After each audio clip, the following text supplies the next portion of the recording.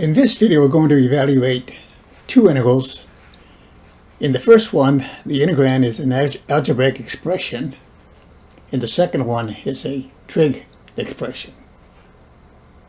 All right, the main thing you want to do here is just go ahead and square this out. So we take the square of this. It's going to be the square of the first term. That's to be x squared.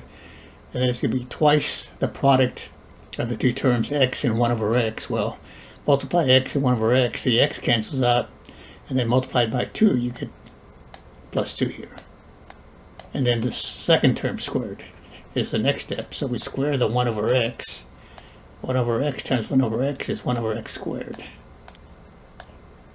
And now we just have an algebraic expression to integrate with respect to x.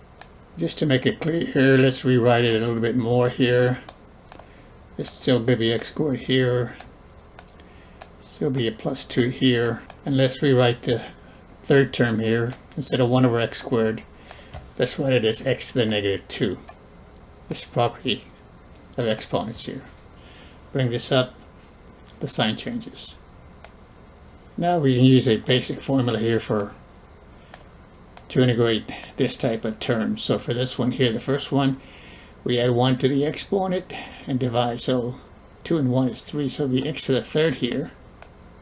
Coefficient is 1, we divide by 3. Can write it x to the third over 3, or can write it as 1/3 times x to the third. Integral, so it's like evaluating 3 integrals here. But you can break it up into 3 integrals and just leave it like that. So 2x integrated with respect to x, or 2 I should say, integrated with respect to x, it's just going to be 2x. And this one again, same as the first term, we add 1 to the exponent. In this case though, it gives me a negative 1. And then we divide the coefficient 1 by negative 1, I get a minus 1. I just put a minus here, and then it's plus your constant of integration. So we get x to the third over 3 plus 2x minus x to the negative 1. And I could rewrite this as 1 over x. I should say minus 1 over x, because I got the negative right here. And that's the solution for the first one. So just using a little bit of algebra and then basic integration, we'll get this answer here. Now in the second one, we have cosine squared of 5x. Now this was just cosine of 5x. In other words, this is the first power. So that would be pretty straightforward. But because of the square here, I have to use a trig identity that allows me to reduce this power. So the one we're going to use is right here. If I have the cosine of 2 theta, so this is a double angle identity, so the cosine of 2 theta will equal to 2 times the cosine squared of just half this angle, whatever this is. So this is 2 theta, this will be half of that will be theta. If this is 4 theta, this will be 2 theta, half of it. So we got that. And then solving this identity for cosine squared, taking that over to the other side and dividing by 2, we get this result, which is what I want, because this is what we have right now. I have cosine squared of theta. It's a lot easier to integrate if I have just cosine to the first.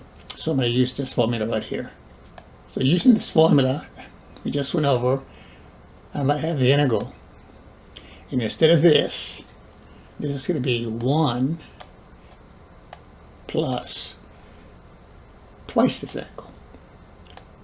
Instead of 5x, it's going to be twice that. This will be 10x. And then we still have it over the 2 here. And then it's dx. And now we're ready to integrate here. So let's look at it this way. Look at this as 1/2 plus cosine over 2 of 10x. So we integrate term by term. So 1/2 integrated with respect to x is just 1/2 x. And then it's going to be plus here. The integral of cosine is sine of the angle. So the angle here is 10x. because this is a 10 and not a 1, I have to divide through by the derivative of 10x, which is 10. So instead of 1/2 here, this would be 10x over 20.